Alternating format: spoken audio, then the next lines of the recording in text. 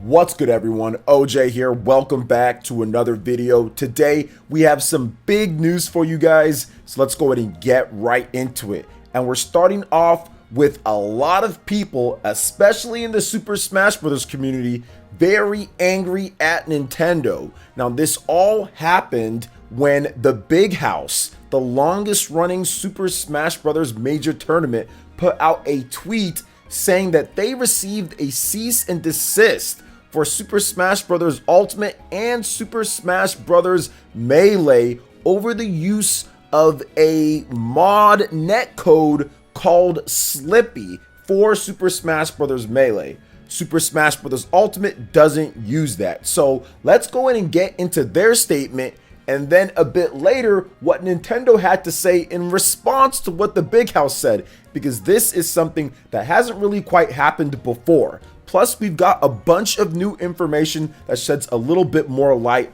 on some of the legal stuff behind the scenes. So there's kind of a lot to get to here and why people are angry and what's going on. So the Big House had this to say on Twitter. The Big House is heartbroken to share we've received a cease and desist from Nintendo of America, Inc. to cancel our upcoming online event. We were informed we do not have permission to host or broadcast the event, primarily due to the usage of Slippy. Sadly, all of our competitions are affected. We are forced to comply with the order and cancel the Big House Online for both Melee and Super Smash Bros. Ultimate. Refund information will be sent shortly. We apologize to all of those impacted, or to all those impacted. So this was extremely interesting that Nintendo came out and canceled this tournament, because Nintendo actually partners with the Big House. They've been partnering with them, and like they do like ads and stuff like that. So Nintendo has partnered with them to promote different games and supply different sets and stuff like that back when there was in-person tournaments. But it seems like Nintendo took a pretty hard stance when it comes to the use of Slippy, which that would be the PC emulation or downloaded copy of Melee. It wouldn't be running off of the GameCube version, which Nintendo didn't have a problem with. Now, let's go ahead and move to what Nintendo had to say, because this is really rare for Nintendo to actually come out and say something, but apparently they got a response after this article was posted on Polygon, and it seems like a Nintendo spokesperson said this, quote, "Nintendo appreciates the love and dedication the fighting game community has for the Super Smash Bros. Series. We have partnered with numerous Super Smash Bros. Tournaments in the past and have hosted our own online and offline tournaments for the game, and we plan to continue that support in the future. Unfortunately, the upcoming Big House tournament announced plans to host an online tournament for Super Smash Bros. Melee that requires use of illegally copied versions of the game in conjunction with a mod called Slippy during their online event. Nintendo therefore contacted the tournament organizers to ask them to stop.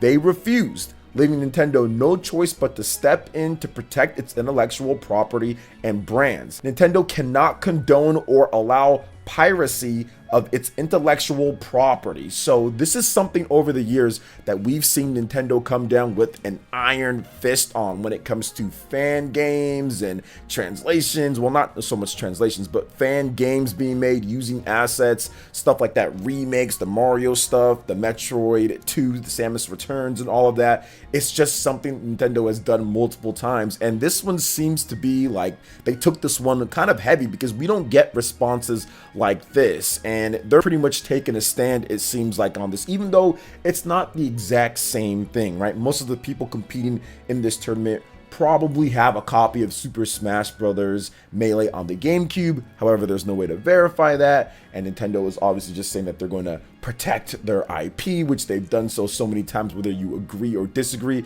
It's like the age-old battle when it comes to Nintendo versus their fans on various different things. Now, I do want to get some opinions from some of the leaders in the Smash community, and also some legal stuff as well. Is Nintendo in their right to do this? Is this even legal? Is it not? What would happen if it went to court? Whatever the case is. So there is a Super Smash Bros. Melee professional player and streamer, Leffen. You guys know Leffen. He's definitely outspoken. He basically said to Nintendo's statement, he said that was pretty much BS. He says that Slippy does not require illegally obtained versions of the game to function. Backing up games and emulation has been proven several times to be legal in US court cases. So that's interesting. Leffen's from Europe, but he's saying it's been proven several times on this. I'm not sure where or what cases he's talking about when it comes to America, but hey, it's whatever. It's his thought process. So let's talk about this here. So Just Ultra David, he is a esports commentator and he's also a lawyer as well. He's an attorney too, so he does commentate for like Street Fighter. He's known in that community, but he also is a lawyer in his day job. So he actually put a post, not necessarily defending Nintendo on this point, but just saying this: nah, they're within their legal right to do this. It's unnecessary and dumb and mean though. Leffen did respond to that saying to shut down a tournament, absolutely. Not to shut down Slippy or use of it being illegal as to why they shut it down. So they're kind of going more in depth with it. If you guys want to see the thread, I'll have the links for all of that in the description below when it comes to it, you know. So this is a very interesting situation, and it kind of reminds me back in 2013 when the Super Smash Bros. Melee community raised enough money through charity. It was like an Evo charity thing. They raised enough money to get back into Evo, or to get into Evo, and Nintendo didn't know what was going on and didn't understand and said cease and desist. And then they had to have guys like Triforce Johnson, you know, come out and say, no, Nintendo, this is what it is. It's all, you know, GameCubes, it's CRTs, it's all there. There's nothing that's like anything else of it, you know? And Nintendo's like, all right, that's cool. But it seems like that's not going to be happening in this case. We've had multiple people come out with videos. I know I saw Hungrybox come out with videos. There's been multiple people that have came out and said, I'm never going to support Nintendo again. There's been a lot of Super Smash Bros. Fans saying this is horrible. We need to save this. I know Mango has came out and said a number of things. So it's just an interesting dynamic. And it's very unfortunate because a lot of people were looking forward to this event.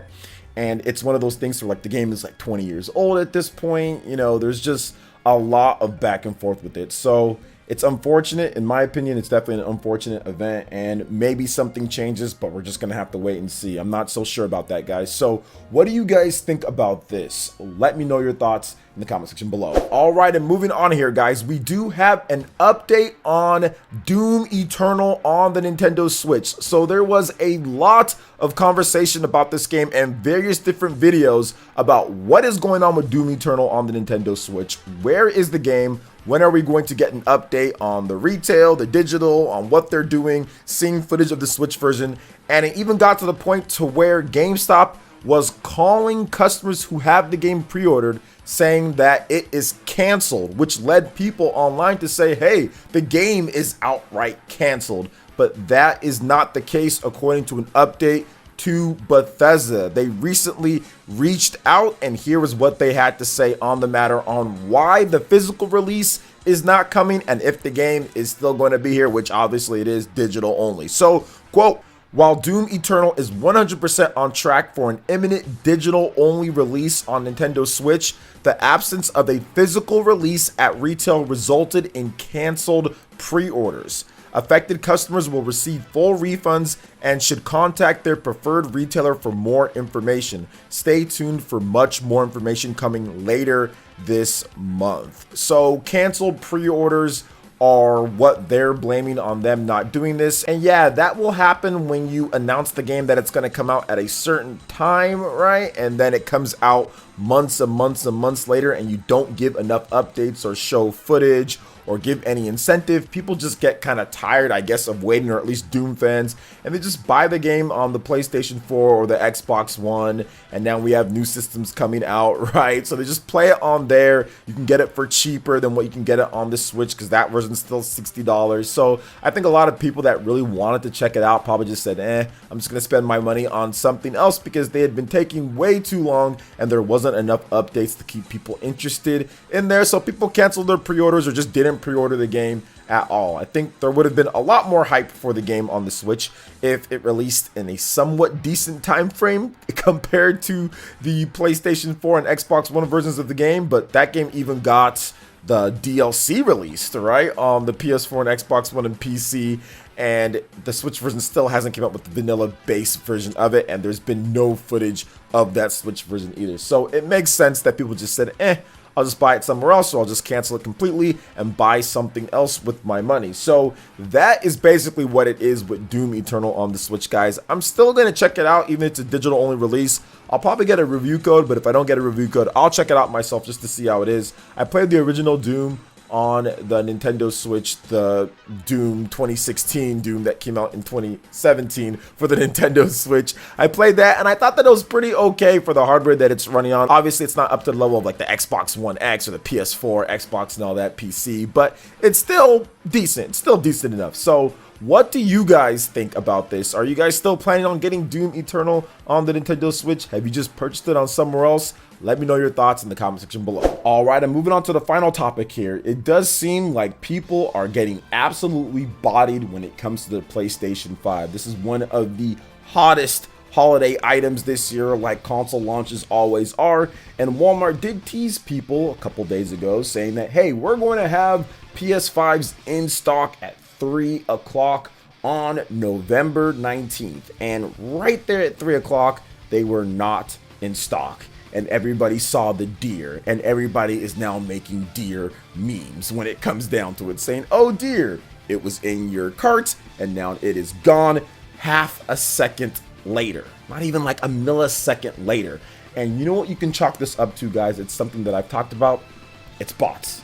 There are bots running amok, ordering PlayStation 5s and putting you at a disadvantage compared to everybody else. You've got these bots that are buying up so many of these things and are scalping them online. Once again, I don't have a problem with people reselling stuff if you put in the legwork yourself, if you buy it yourself. But when you're starting to use bots to buy up everything and it puts everybody else at a disadvantage, an unfair disadvantage to get their own system, only to see like 70 or 80 of them, you know, like somebody has stacks of them online and selling them for 2 to 3 times the price. That's when I personally feel there's a problem. Once again, not a problem with reselling. I've done it before. I used to be big on eBay back in the day, reselling stuff and marking stuff up. That's fine if you put in the legwork, but these bots that are pretty much buying up everything and everybody else doesn't have an opportunity, literally at 3 o'clock on the dot, and it's gone. It's literally gone. That's no way humanly possible for people to check out that fast if it wasn't something automated and quicker than a human can even do things, which is just ridiculous. I don't always blame some of these scalpers. I blame the websites too for not having good enough protection against these bots so people can get their PlayStation 5s. Now, once again, this isn't essential, right? You need to just have a roof over your head. You need to have food to eat. So it's not an essential thing. It's a video game system. But at the same time, I feel bad for people that were literally there waiting, trying to honestly get one and lose out to Dr. Robotnik and his army. So it's just unfortunate, but it is what it is here. So what do you guys think about this when it comes to all the different topics that we discussed? Let me know in the comment section below. All right, guys, check out the links in the description below. We've got Twitter. Go and give us a follow on there. Stay up to date on all latest gaming news and information. Also, make sure you like, comment, and subscribe, and share this video if you can. Thank you guys so much for watching, and we'll catch you for the next one. Peace.